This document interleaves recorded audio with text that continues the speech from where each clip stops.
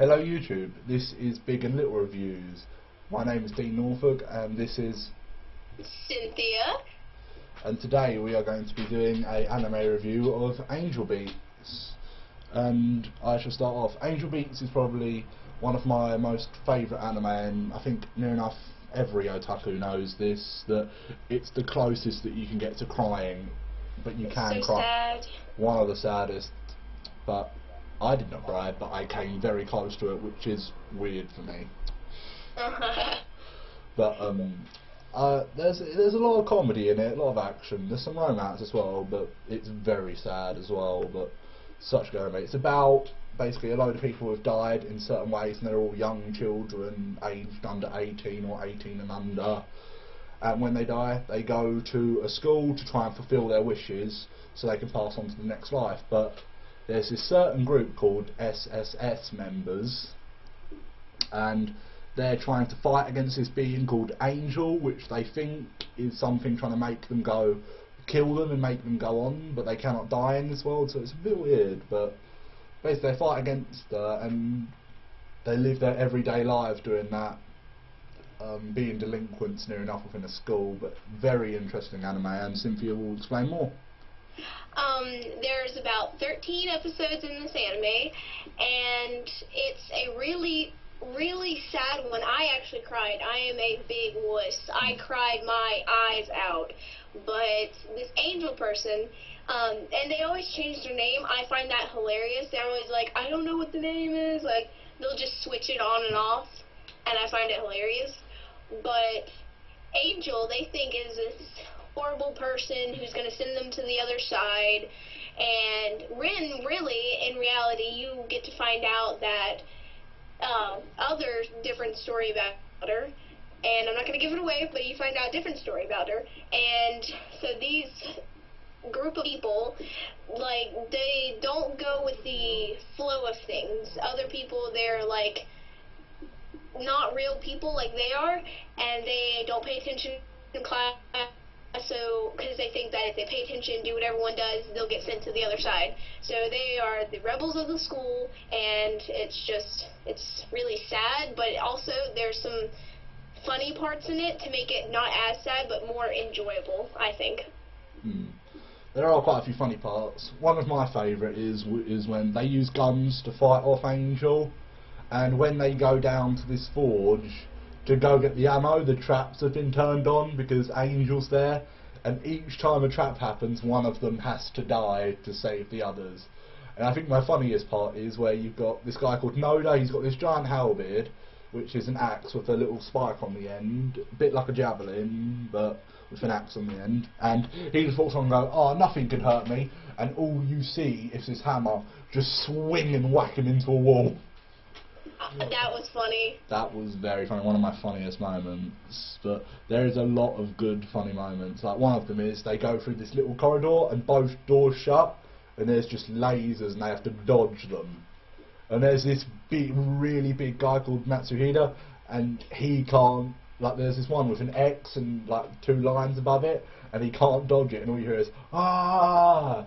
And he's like, let's just keep on moving. They just totally ignore it. Personally, my favorite is episode 5, which is when they try to sabotage Angel's grade tests. And this one dude who, I think Yuri, she volunteered him, was like, you're going to be the distraction, you have to try to distract them. And he goes and tries to distract the entire class so one of the people can switch out her test that was sitting right behind her, and fake it another test and switch it so that she'd fail and get kicked out as the president.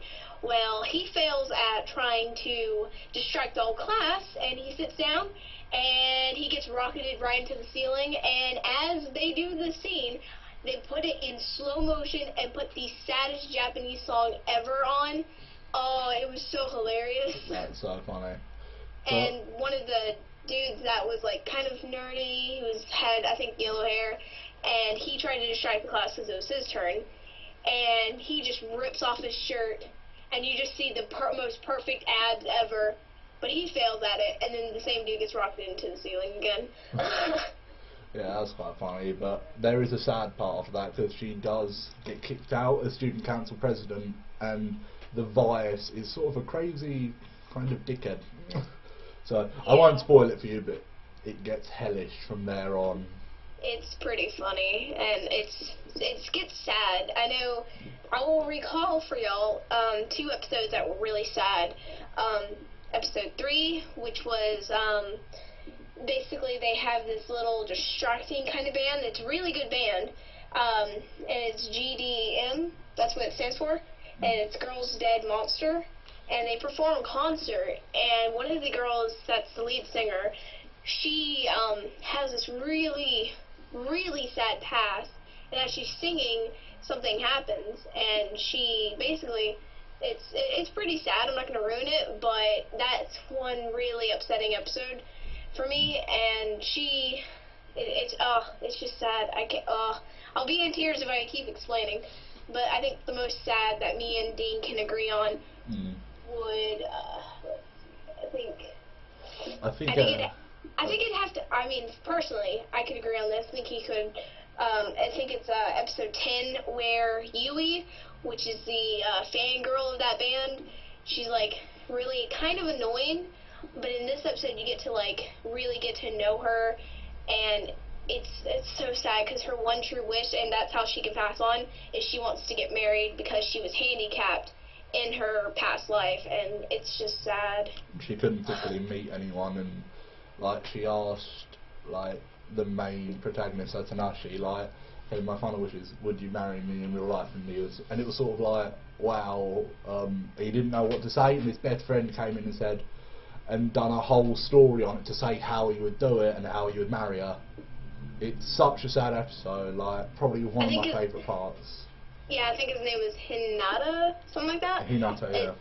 Yeah, he came in randomly and said, you know, I will marry you. I would marry you. I don't care if you were handicapped. I would accidentally throw a baseball through your window because he likes playing baseball and all that. He would accidentally throw a baseball through a window, it would land on her lap, and he'd come in to get the baseball, say sorry, and he'd see her laying in the bed, handicapped, couldn't really move, and he'd come over as an excuse every day just to help clean her and feed her and help her around, and he would do that because he really, truly, you know, loved her, and then she passed on. Spoiler alert, she passed on. Oh, but I mean, I mean, that's only the one you're gonna get. I have to tell you, that sad one. That's sad. Ugh. And if you are an otaku who hasn't watched this, shame on you. You have to watch this. You have to. I think near enough every otaku knows this. This was literally like, I started anime a few years ago, and when this came out, people were like, okay, watch this, watch this. I watched the first episode, I was caught into it straight away. I loved it, Cynthia loved it, I think you guys will love it. It's one of the best, I think it's even better than Clannad, to be honest. I love it. I love it so much. I've watched it, I think, twice, and it's sad. It saddens me that there's only 13 episodes.